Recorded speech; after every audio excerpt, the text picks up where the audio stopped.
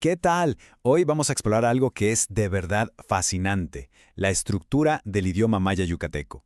Y no se trata solo de aprender palabras nuevas, se trata de descubrir cómo la gramática, cómo los números de una lengua pueden revelarnos una forma completamente distinta de ver y entender el mundo.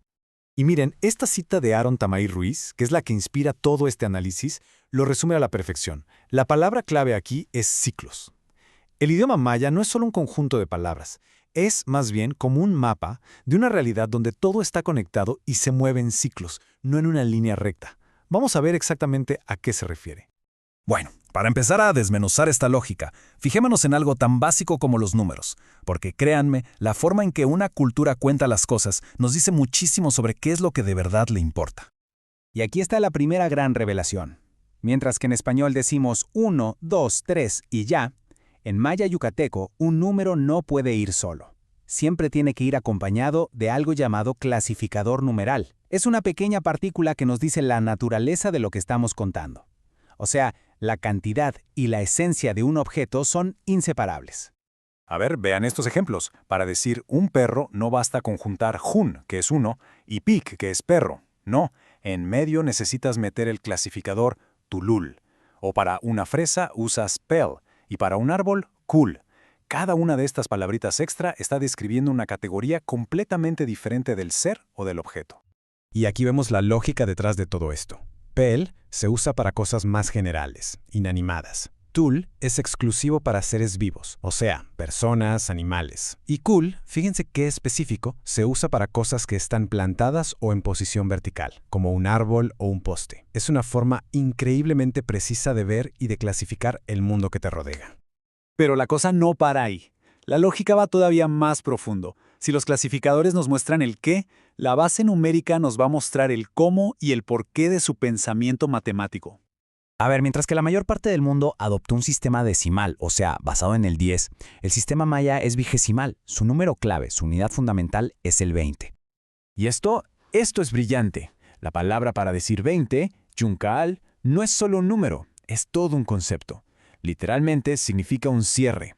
Esto nos remite directamente a esa idea de completar un ciclo, que es el tema central de la cosmovisión maya. Cada 20 es un ciclo que se cierra para dar paso al siguiente. Y claro, este sistema no era para nada arbitrario. Estaba perfectamente diseñado para lo que ellos necesitaban. Una base 20 es ideal para hacer los cálculos súper complejos de sus calendarios, para seguir los ciclos de los planetas y para organizar su vida ceremonial. O sea, todo lo que era fundamental para su civilización. Y aquí lo vemos en acción. 40 es Kakaal, que es literalmente 2 veintenas. 60 es Oxcaal, 3 veintenas. Es un sistema súper elegante, súper consistente, que se va expandiendo de una forma muy predecible, siempre con ese pilar del ciclo de 20. Y si lo de los números ya nos pareció fascinante, agárrense, porque la forma en que el idioma maya concibe el tiempo es todavía más reveladora. Aquí es donde de verdad vemos esa visión cíclica del mundo en su máxima expresión. Entonces, la pregunta obvia es, ¿y cómo conjugan los verbos? ¿Cómo hablan del pasado, del presente o del futuro? Bueno, pues la respuesta es bastante sorprendente.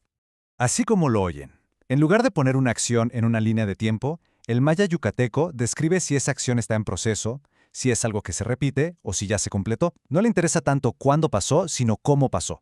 A esto los lingüistas le llaman aspectos verbales. El enfoque está en la naturaleza del proceso, no en su lugar en el tiempo. Aquí tenemos dos de los marcadores de aspecto más comunes. Si se usa tan, se está indicando que la acción está ocurriendo justo en este momento, que es un proceso que está en curso. Pero si se usa ka, se refiere a algo que se hace habitualmente, una costumbre, una acción que se repite una y otra vez.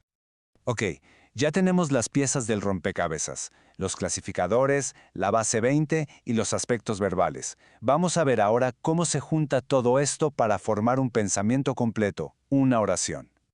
La estructura es sorprendentemente lógica y consistente. Primero se declara el estado de la acción con el aspecto. Luego se indica quién la realiza con el pronombre. Después viene el verbo, o sea, la acción en sí. Y al final, si se necesita, el objeto de esa acción. Vamos a verlo con un ejemplo bien sencillo. Tan nos dice que la acción está en proceso, está pasando ahora. Gen significa yo. Hantik es comerlo. Y el complemento pues es pizza. El orden, la lógica, es impecable y nos da la información de una manera radicalmente diferente al español. Y con esto volvemos a las palabras de Aaron Tamay Ruiz, porque de verdad capturan el punto central. Lo que hemos visto no son solo reglas de gramática, es todo un sistema complejo y profundo que refleja una manera de pensar. Es una riqueza intangible que de verdad merece ser comprendida y sobre todo preservada. Y todo esto nos deja con una última pregunta. Si el maya yucateco nos está mostrando un universo de ciclos y de esencias que están interconectadas, ¿qué otras realidades, qué otras formas de entender la existencia estarán por ahí esperando a ser descubiertas en los miles de idiomas del mundo que aún no conocemos? La respuesta, sin duda, tiene que ser fascinante.